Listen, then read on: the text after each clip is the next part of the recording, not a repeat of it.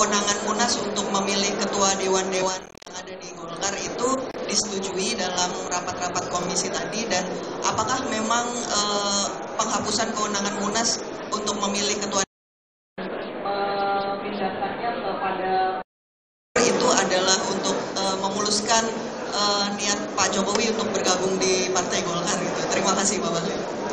Yang pertama, Mbak, mazhab saya itu mazhab kompetisi. Saya sejak di OSIS kompetisi, kemudian di Senat, di HIPMI, di AMPI, semuanya. Nah, terkait dengan Golkar, ini kan ada pembukaan pendaftaran. Dan panitia membuka pendaftaran fair aja. Saya boleh dicek. Nggak pernah saya meminta untuk teman atau siapapun kompetitor yang saya suruh mundur. Nggak ada. Saya ikut aja, tapi memang kali ini yang lolos verifikasi cuma saya oleh PSC. Dan yang daftar 2, bukan nggak ada. Ada, tapi yang karena syaratnya itu kan selain daripada 5 tahun kepengurusan DPP atau tingkat di bawahnya, dia harus memiliki 30% dan total jumlah suara. Nah, saya sudah dapat waktu saya daftar 470 suara, 469 suara ya. 469 waktu saya daftar. Ya, tanyakan kepada DPD 2 dan DPD 1. Mereka mungkin karena kali ini calon ketua umumnya dari pengurus DPD 1, ya kapan lagi? Kira-kira mungkin begitu ya. Jadi jangan selalu dianggap bahwa semua bisa didesain oleh pemerintah. Nggak benar itu. Ya, yang kedua, intervensi pemerintah. Intervensi yang mana? Masa dulu calon-calon ketua umum Golkar yang sudah jadi dari Pak JK sampai Pak Erlangga nggak ada itu setelah itu. Apakah hanya kebetulan saya jadi menteri kemudian dibilang intervensi? Nggak ada itu intervensi. Ya, jadi nggak ada. Saya ingin mengatakan, menegaskan, nggak ada. Silakan aja di kompetisi kok. Saya juga lebih senang sebenarnya kompetisi. Tapi kalau nggak ada ya mau apa lagi? Gitu. Ini juga bagian daripada demokrasi. Bukan berarti saya dipilih secara aklamasi itu kemudian tidak demokrasi. Demokrasi juga Mbak. Ya. Yang berikut kalau dibilang ada intervensi dari pemerintah, nggak ada itu. Saya nggak pernah diintervensi dan DPD 2 nggak pernah ditelepon.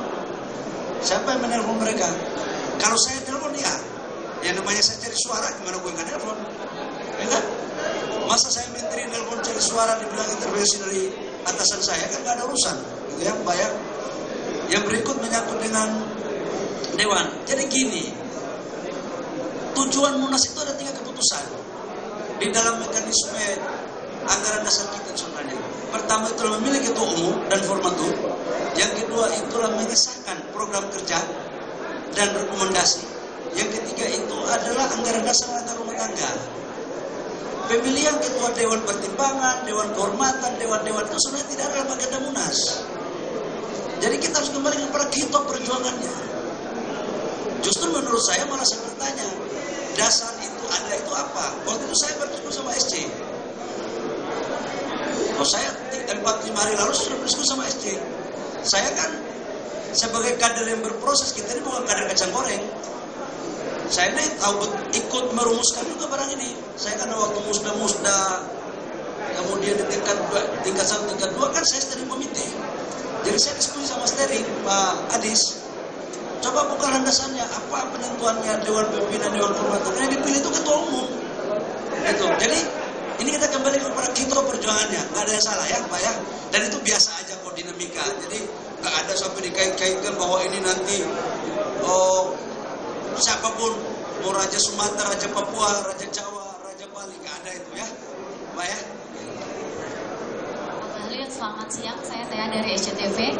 Pak Bahlil, ini ada 2 pertanyaan. Yang pertama, ini Pak Bahlil sebagai ketua umum kan bisa menjadi formatur tunggal untuk memilih kepengurusan Partai Golkar. Nah, ini kan kemarin ada isu soal peluang Pak Jokowi menjadi ketua Dewan Pembina. Apakah nantinya akan dipertimbangkan Pak Jokowi untuk menjadi ketua Dewan Pembina Partai Golkar? Nah, yang kedua, ini kan setelah putusan MK, ini menjadi tantangan pertama Pak Bahlil sebagai ketua umum. Ini kan nanti peta politik kemungkinan akan berubah, banyak yang berubah di daerah-daerah, terutama di DKI.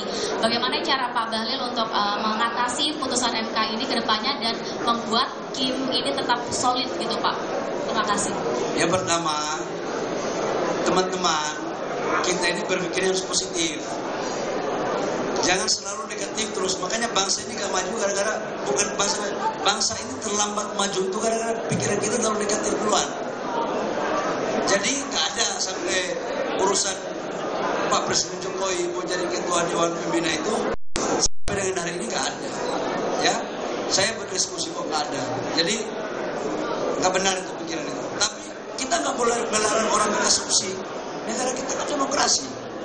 Ya mudah-mudahan aja orang itu kalau ngomong kalau doanya diijabah oleh Allah, jangan marah saya loh. Ya. Kan bukan kita mau, tapi kalau kalian doa begitu terus, doanya diijabah oleh Allah. Kalau jadi, paten barang itu kan. Jadi nggak ada itu ya, Pak ya. Yang kedua menyangkut dengan urusan pilkada, ya saya kan baru terpilih jadi ketua umum. Keputusan MK pun belum saya baca.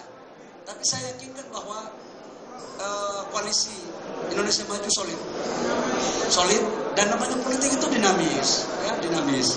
Politik itu bukan 1 + 1 = 2. Nanti kita lihat 1-2 hari ke depan. Habis ini saya akan ketemu sama ketua fraksi, kemudian saya ingin cek apa yang terjadi pada keputusan MK. Setelah itu malam baru saya merumuskan dengan beberapa teman-teman langkah-langkah tentang Partai Golkar dalam menghadapi pilkada. Oke.